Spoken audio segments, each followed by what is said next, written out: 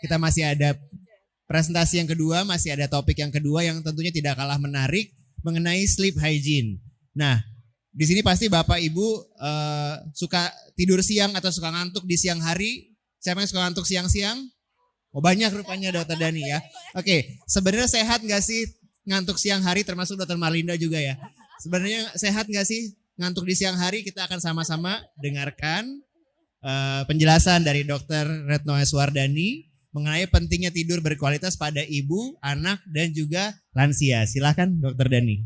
Terima kasih Dokter Rangga. Assalamualaikum warahmatullahi wabarakatuh. Selamat siang ibu-ibu. Sebelum saya mulai, saya perkenalkan nama saya Dokter Dani. Pertanyaannya, siapa yang bisa jawab nanti langsung ke tempat saya kasih hadiah. Kalau tadi Dokter Tasya kata Dokter Rangga seperti anak SMP, pertanyaannya adalah berapa jarak umur saya dengan Dokter Tasya? Ayo siapa yang bisa tebak? Saya mau milih siapa yang ya. Mari Bu. Berapa beda umur saya dengan umur Dokter Tasya? Lebih dekat. Sekitar 5 tahun. Wow. Ada lagi. Berapa Pak? 20 tahun. 20 tahun. Ya. 20 tahun. 20 tahun. Oh iya. Aduh. 20 tahun. Iya siapa lagi? Iya. Kenapa? 15-an. Oh 15 tahun. Iya Ibu. Ibu namanya siapa Bu? Erlina. Bu Erlina. Aduh saya malu deh. Saya 20 tahun lebih tua daripada Dokter Tasya. Jadi terus ayo ibu-ibu, sekarang siapa yang pakai krim tiap malam biar gak ada kerut-kerut? Ngaku. Siapa yang tidurnya, bahwa tidur yang benar itu akan menghilangkan kerut-kerut di wajah kita. Terima kasih ya Ibu. Katanya saya 5 tahun lebih tua daripada Dokter Tasya. Saya 20 tahun lebih tua dari Dokter Tasya. Nah, ayo perhatian semuanya ibu-ibu. Kita mulai. Apa yang disebut dengan tidur berkualitas? 1, harus di malam hari. Ya. Kenapa? Karena ada hormon namanya melatonin. Hormon yang membuat kita tidur lelap. Tetapi sesudah itu ada yang disebut sebagai growth hormone. Kita mau jadi tambah besar seperti anak-anak? Tidak. Tetapi growth hormone itu akan membuat salah satunya adalah mengganti sel-sel yang rusak dengan sel yang sama. Jadi bayangkan original sel yang diganti. Nah, berikutnya, karena kenapa malam hari berbeda dengan siang hari? Karena ketika kita tidur malam hari, retina mata kita akan tahu bahwa ini malam, kemudian informasinya akan disampaikan pada bagian tengah otak untuk melepaskan melatonin, kemudian juga hormon growth hormone, hormon anti stres ya, namanya kortisol. Jadi kalau tidurnya berkualitas, masalah itu akan selesai pada saat kita bangun tidur yang berkualitas. Masalahnya sih tidak selesai, tetapi kita bisa melihat suatu masalah dari sudut yang berbeda. Namanya kita bisa mengambil hikmah dari setiap masalah. Dan itu akan membuat kita menjadi lebih siap untuk menghadapi hari yang penuh dengan masalah. Di Jakarta, stres di jalan, rebutan kereta, KRL gitu ya. Tapi kalau kita bagus tidurnya, kita siap menghadapi berbagai masalah di hari itu. Dan yang penting adalah Kalau tidur, nafasnya harus dari hidung.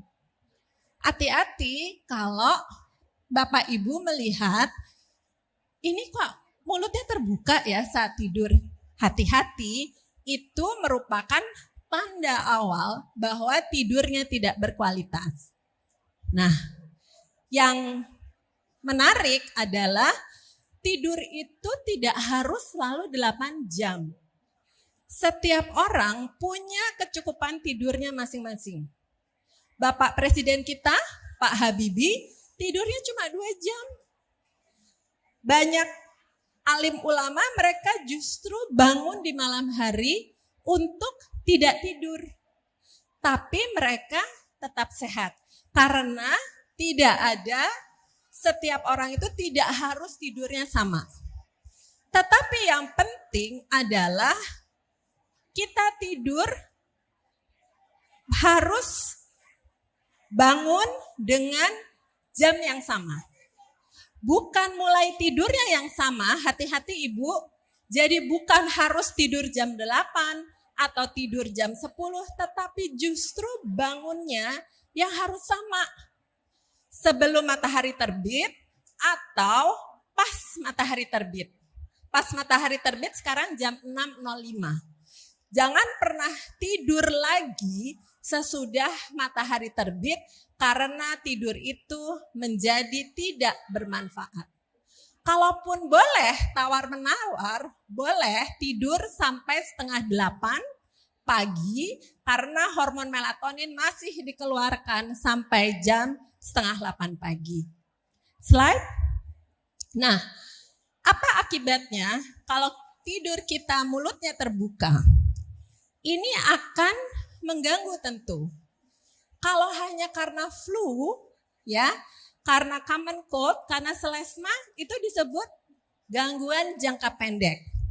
Tadi Dr. Tasya sudah menjelaskan, pakai cuci hidung kalau sedang flu. Tambah, di situ ada bagaimana caranya bukan beli antibiotik, tapi pakai obat semprot.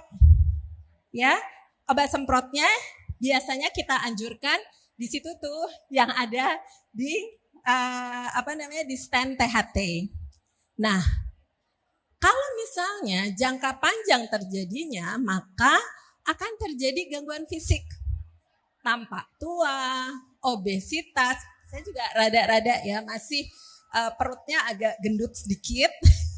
Ini lagi ditarik nafas ya supaya kelihatan nggak besar perutnya, tapi salah satunya adalah obesitas bisa disebabkan oleh tidur yang terganggu kualitasnya dalam jangka panjang pada anak-anak. Kalau pada orang dewasa yang terjadi adalah darah tinggi atau hipertensi. Jadi kalau Bapak Ibu yang punya hipertensi, coba cek, saya ini tidurnya udah bagus apa enggak ya? Saya tidurnya bagus dok, 8 jam, hati-hati. Yang tampaknya tidurnya bagus, belum tentu cukup lamanya, belum tentu berkualitas. Karena kriteria kualitas yang baik itu ada standarnya. Nah, slide berikutnya, ternyata banyak sekali penyakit yang bisa diakibatkan oleh tidur yang terganggu. Mulai dari penyakit autoimun, ya, kemudian ada penyakit jantung, kanker, bisa juga disebabkan oleh gangguan tidur. Salah satunya, ya, walaupun kanker kita tahu bahwa penyebabnya banyak faktor, tapi salah satu faktor yang berkontribusi adalah tidur. Depresi, yang tadi saya bilang, bangun tidur nggak seger, lama-lama lebih dari 3 bulan, selalu nggak seger, maka akan terjadi depresi. Penyakit Alzheimer, pelupa, pikun, ya, salah satunya karena tidak berhati-hati menjaga tidur yang berkualitas. Slide. Sekarang kita lihat mulai dari anak-anak. Tidur yang berkualitas itu harus dimulai dengan ritual. Ritual itu artinya sama kebiasaan. Anak-anak tidak boleh sebelum tidur melihat gadget. Kenapa? Ketika kita melihat gadget, ada sinar biru dari layar elektronik yang akan mengganggu pengeluaran hormon melatonin. Hati-hati Bapak Ibu, jadi 2 jam sebelum tidur gadget harus stop. Ya, jadi kalau anaknya tidur jam 10, boleh dok tidur jam 10? Boleh. Yang penting bangunnya sama. Jam berapa?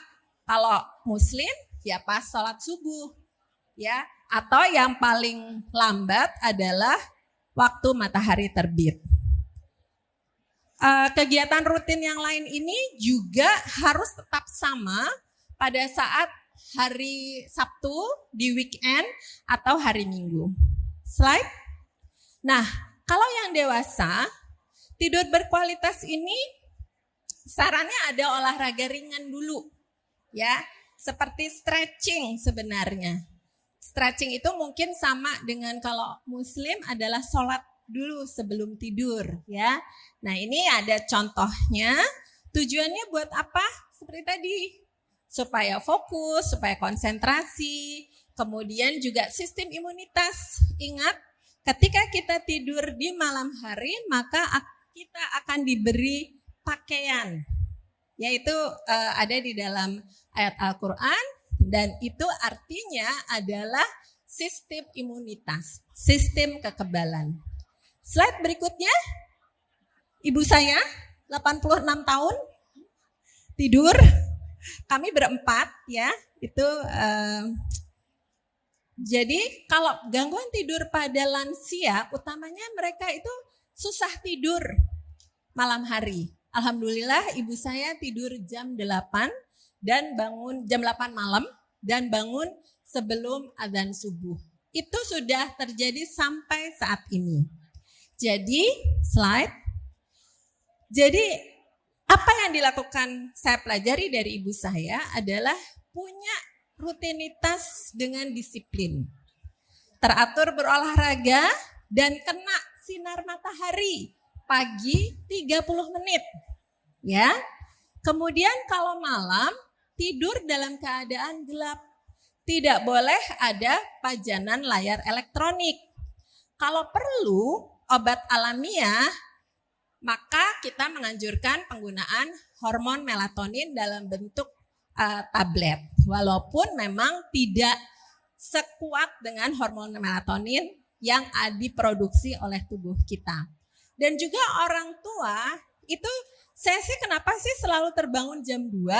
Nah, pemahaman bahwa ketika kita terbangun di jam 2 itu sebenarnya itu adalah sesuatu hal yang biasa untuk orang tua. Kenapa? Karena memang ada tidur yang disebut tidur 2 fase. Jadi tidur jam 10, terbangun jam 1 atau jam 2, lakukan ritual apapun. Pasien saya ada yang belajar online ya, ketika terbangun jam 1, jam 2, kemudian tidur lagi menjelang subuh. Jadi pemahamannya jangan menganggap bahwa ini sesuatu yang mengganggu, tetapi gunakan waktu dengan baik ketika kita terbangun dari tidur. Slide. Nah, sekarang Bapak Ibu, ini ada ibu-ibu PKK, saya ingin menjelaskan bahwa ibu harus bertanggung jawab terhadap kesehatan yang ada di lingkungannya. Ada posyandu kan? Nah, salah satunya adalah kalau hati-hati, kalau tanda-tanda tidur yang tidak berkualitas adalah 1, ngorok, mendengkur.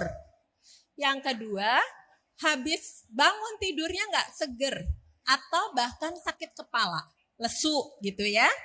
Kemudian ada yang bisa pada saat mendengkur kemudian tiba-tiba gelagapan ya. Nah, gelagapan itu artinya berhenti napas. Dan setiap pasien dengan tekanan darah yang tinggi harus dicek. Jangan-jangan memang tidurnya tidak berkualitas. Tidurnya lama, 8 jam, tetapi tidak berkualitas, dan obat antihipertensinya naik terus dosisnya, ya itu salah satu tanda. Nah, resikonya yang mudah terjadi gangguan tidur tidak berkualitas adalah kalau gemuk, obesitas. Makanya tadi ada senam untuk menjaga supaya berat badan kita ideal. Bertambah usia di atas 50 tahun, maka akan mudah terjadi gangguan kualitas tidur. Laki-laki juga punya resiko yang tinggi. Jadi hati-hati kalau Bapak usianya sudah di atas 50 tahun dan gemuk, kemungkinan akan terjadi berhenti napas pada saat tidur. Ya, slide.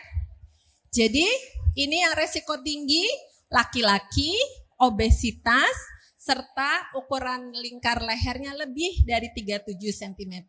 Jadi kalau ada bapak-bapak di lingkungan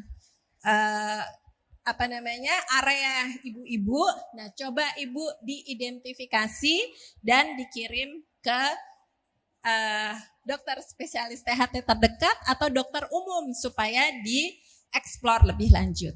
Slide. Terus kalau perempuan gimana? Kalau sering pusing, sering sakit kepala, ngabisin obat sakit kepala, entar minum Mexagrip, entar minum Panadol, entar minum, hati-hati, mungkin kualitas tidurnya terganggu. Dan bagaimana dengan anak-anak? Anak-anak kalau tidurnya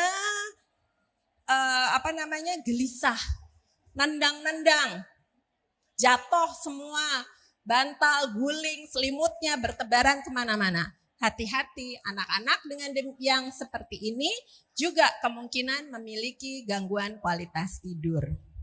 Nah, slide yang terakhir adalah kalau kita sudah tahu bahwa kita memiliki gangguan kualitas, berusaha untuk menjaga kesehatan tidur kita, maka harus dimulai dengan bersih-bersih. Cuci tangan, cuci kaki, sikat gigi, dan cuci hidung sebelum tidur. Kemudian makannya 3 jam sebelum tidur. Kalau memang lagi mampet karena flu, maka kita menganjurkan untuk penggunaan balsam yang mentol. Dioleskan supaya ketika kita tidur kita menghirup mentol, jadi rasanya plong, lega. Dan itu akan membuat tidur kita menjadi lebih dalam. Ketika tidur lebih dalam, kita tidak perlu berbagai macam obat, tapi cukup dengan kekuatan tubuh kita.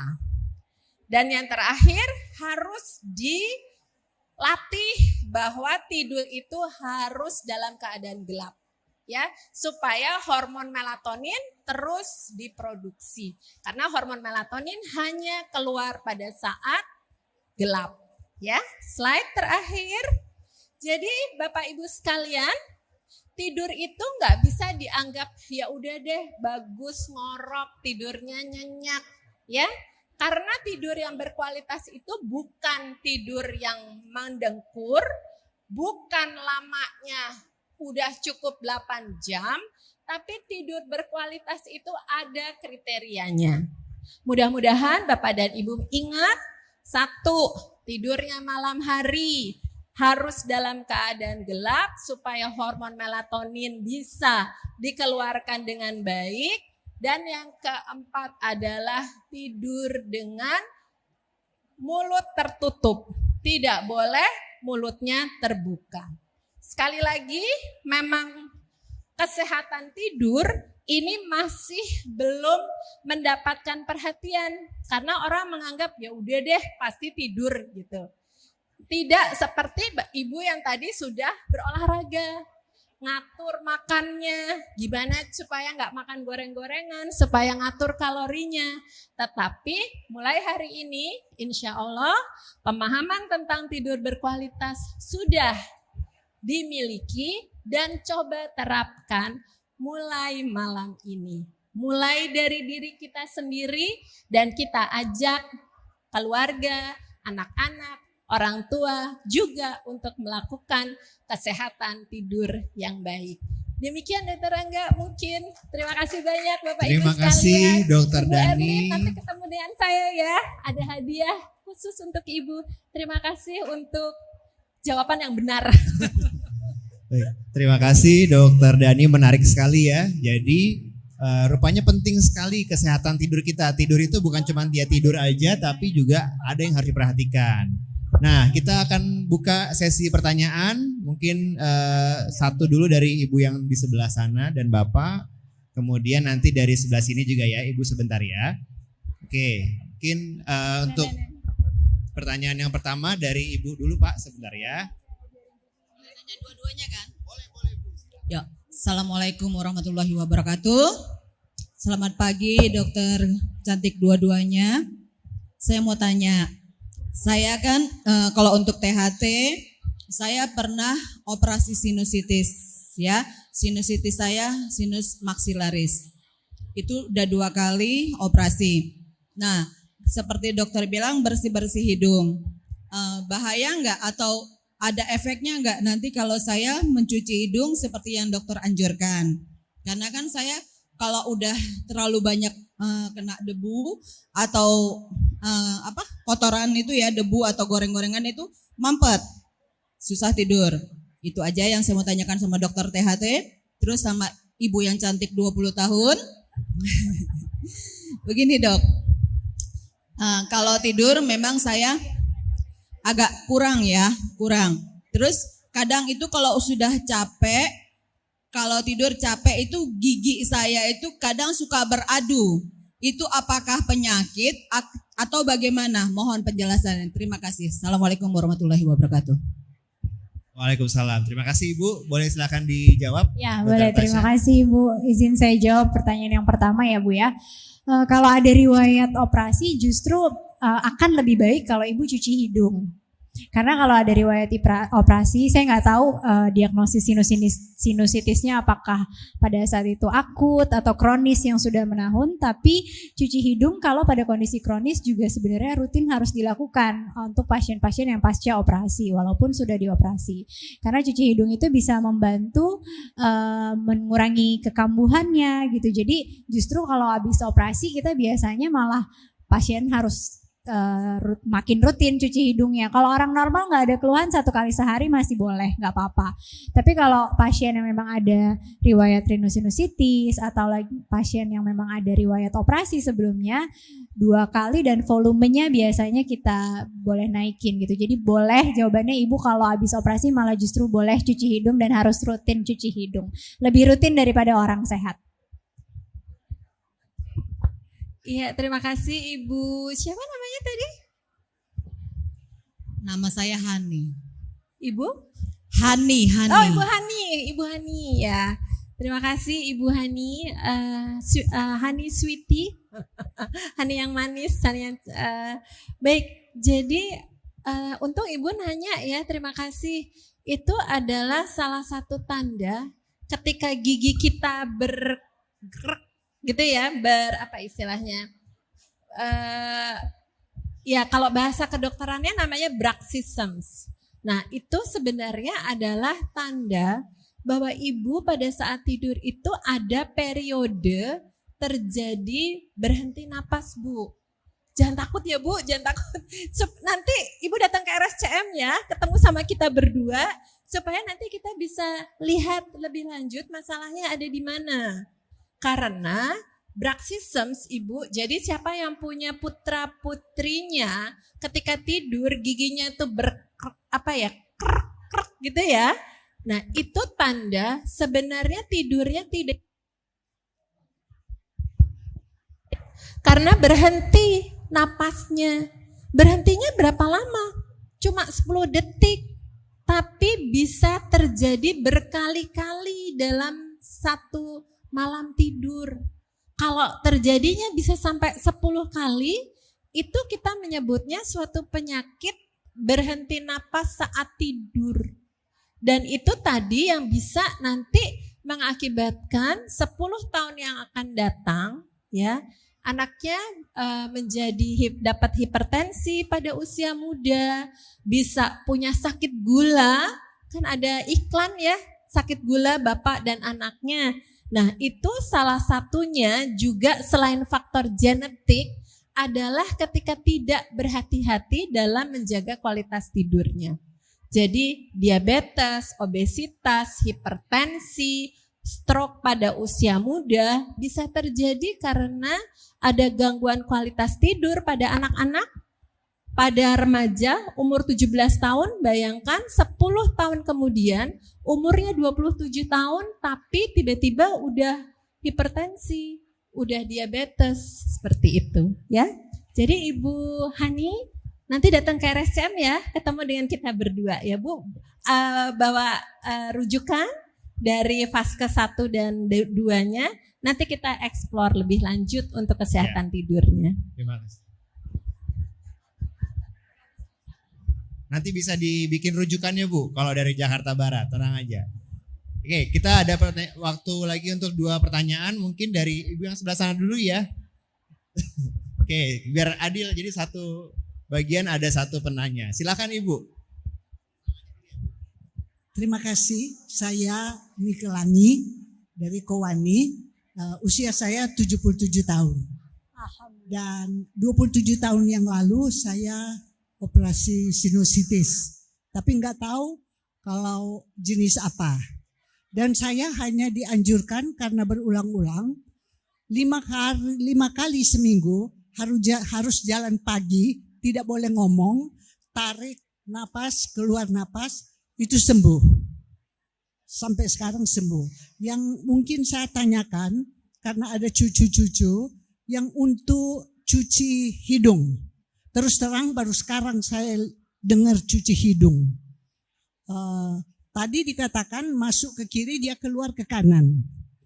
Itu berapa kali berulang-ulang dalam misalnya pagi dan malam? Sekali aja atau 2-3 kali? Terima kasih. Ya, sama-sama Ibu. Ya, untuk pertanyaannya saya coba jawab ya Bu. Jadi seperti tadi saya telah terangkan, kita bisa pakai suntikan yang 10 cc Ibu. Jadi yang 10 cc itu bisa Ibu semprotin satu sisinya itu 3 kali. Jadi sekali cuci hidung pakai speed 10 cc, disemprotin 3 kali. Jadi total kanan 30, total kiri 30. Gitu ya. Jadi yang kanan 3 kali nih semprot lagi, bantu disisih dulu, kemudian baru yang sebelah kiri 3 kali juga. Jadi total 30 kanan, 30 kiri. Itu sekali cuci hidung seperti itu. Ya. Ya Ibu, sudah menjawab ya Bu ya pertanyaannya ya. Kita ada waktu untuk 1 penanya lagi Ibu, mohon maaf saya janjinya buat yang di tengah ini Ibu. Ya, silakan. Yang mana Ibu? Yang mana? Silakan mau bertanya.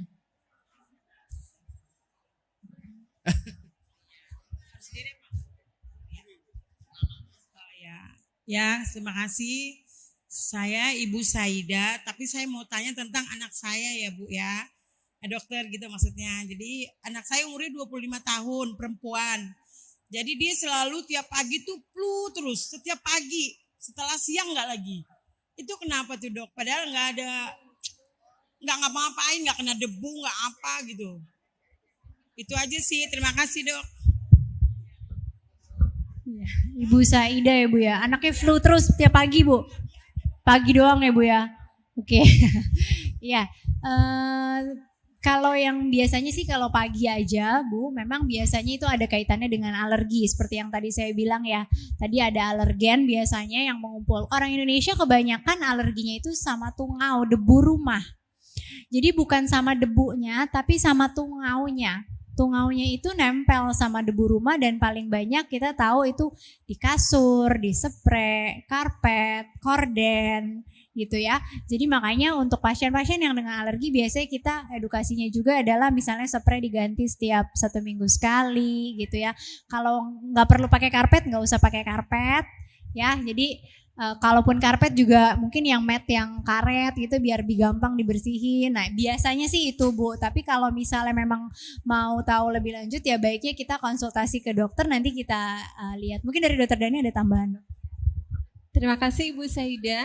Jadi anak-anak yang pilek seperti flu pagi, nanti siang hilang, besok lagi flu lagi, siangnya hilang. Terus seperti itu, kita biasanya mencurigai ini sebagai rinitis, radang pada rongga hidung yang bisa disebabkan karena reaksi kita terlalu berlebihan. Terhadap apa? Banyak hal. Tadi Dokter Tasya sudah bilang terhadap tungau. Tungau itu kutu kecil yang makanannya serpihan kulit kita. Jadi paling banyak di kasur memang. Jadi ketika dihirup, maka tubuh anak Ibu Saida tahu, saya nggak mau nih si tungaunya masuk. Kemudian dia bersin-bersin, dikeluarin ingus yang banyak. Nah, pertolongan pertamanya adalah tentu kita bisa membantu supaya reaksinya tidak berlebihan. Caranya gimana reaksi tidak berlebihan? Jaga kesehatan hidungnya. Sebelum tidur malam, cuci hidung.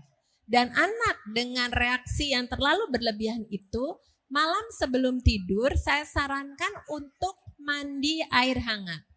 Kalau nggak bisa mandi air hangat, diseka dengan waslap hangat, handuk hangat, kemudian cuci tangan, cuci kaki, sikat gigi, dan cuci hidung.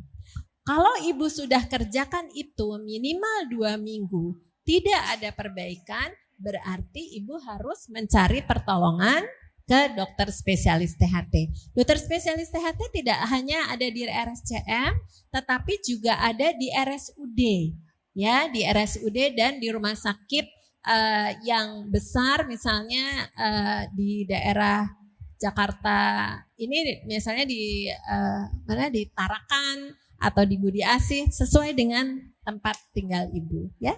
Gitu ya Ibu Saida, mudah-mudahan bisa dicoba mulai malam ini. Jadi diseka, cuci tangan, cuci kaki, sikat gigi, cuci hidung.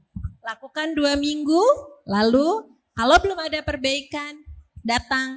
Kalau sudah ada perbaikan, alhamdulillah. Oke, terima kasih Dokter Dani. Ini ada sebenarnya waktu kita udah habis, cuman saya mau apresiasi ibu yang di sini tadi udah berdiri dari awal. Jadi saya harus kasih kesempatan 1 pertanyaan lagi. Silakan Ibu. Assalamualaikum dokter. Saya mau nanya dokter mengenai tidur ini. Apakah di keluarga saya ini tidur jadi ngigau itu kenapa dok? Apa itu keturunan atau kenapa dok? Soalnya jangan yang tua, yang ponaan, yang kecil aja kadang-kadang seperti gitu dok. Sambil tidur duduk ngoceh nggak karuan gitu loh. Tapi merem matanya. Itu kenapa dok? Terima kasih Ibu. Jadi pertanyaan mengenai mengigau. Iya, Ibu terima Silakan. kasih untuk pertanyaannya. Mengigau, apakah mengigaunya dengan ketakutan Bu? Sambil ketakutan mengigaunya? Karena kita mengigau itu sebenarnya adalah sesuatu yang sifatnya kita tuh kebawa dari masalah yang ada. Ibu siapa namanya? Tantan. Ibu Tantan. Mengigaunya dengan ketakutan gitu Bu?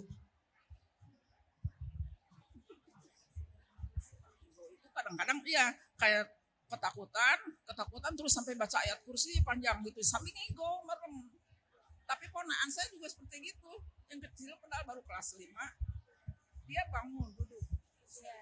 Ini rapotku, ini yang merah, ini tapi merem. Oke, baik. Jadi itu yang kita sebut sebagai night terror, ya. Jadi night terror itu adalah bagian dari gangguan kualitas tidur. Jadi kalau spesifik seperti itu Ibu, kita terima kasih Ibu sudah berbagi. Jadi ada gangguan kualitas tidur yang disebut sebagai night terror. Jadi bukan karena tindihan ya Bu, tapi itu memang benar-benar ada masalah di dalam proses tidurnya, yaitu arsitektur tidurnya. Tidur dangkal, tidur dalam, dan tidur dengan gerakan bola mata yang cepat. Jadi memang Ibu kalau saya sarankan, coba berkonsultasi pada kami supaya kami bisa membantu ya. Tetapi terima kasih karena untuk pengetahuan untuk yang lain-lain. Terima kasih banyak Ibu Tantan. Baik, terima kasih Dokter Dani. Mohon maaf ibu-ibu semua, bapak semua. Saya harus mengakhiri sesi tanya jawabnya karena waktu juga. Tapi di sini juga kita sudah banyak belajar mengenai nasal hygiene, kesehatan hidung, kesehatan tidur juga. Bagaimana untuk mencegah terjadinya, selain menjaga kesehatan juga bagaimana mencegah terjadi penyakit seperti common cold gitu ya Dokter Dani. Jadi kita untuk common cold itu kita harus kalaupun misalnya sudah terjadi sakit, kita bisa mengobati sebenarnya dengan obat-obatan yang sifatnya simptomatik ya Dokter Dani ya. Jadi obat-obatan yang aman gitu. Jadi tidak perlu memakai antibiotik, tapi bisa juga misalnya tadi menggunakan balsam mint gitu ya, atau juga obat semprot tapi di hidung, dan selain cuci hidung juga obat semprot hidung sehingga aman untuk semua. Kalau mau tanya-tanya lagi Ibu, kita ada booth di belakang sana, bisa dilihat dari Departemen THT, bisa tanya lebih lanjut. Juga misalnya tadi obat-obatnya apa sih yang bisa dipakai, bisa dibeli sendiri gitu ya, bisa tanpa resep, itu bisa ditanyakan di booth Departemen THT dan juga dari PNG. Sekali lagi terima kasih juga untuk PNG yang sudah mensupport Departemen THT untuk mengadakan talk show pada hari ini. Terima kasih, saya tutup. Wassalamualaikum warahmatullahi wabarakatuh. Waalaikumsalam warahmatullahi wabarakatuh.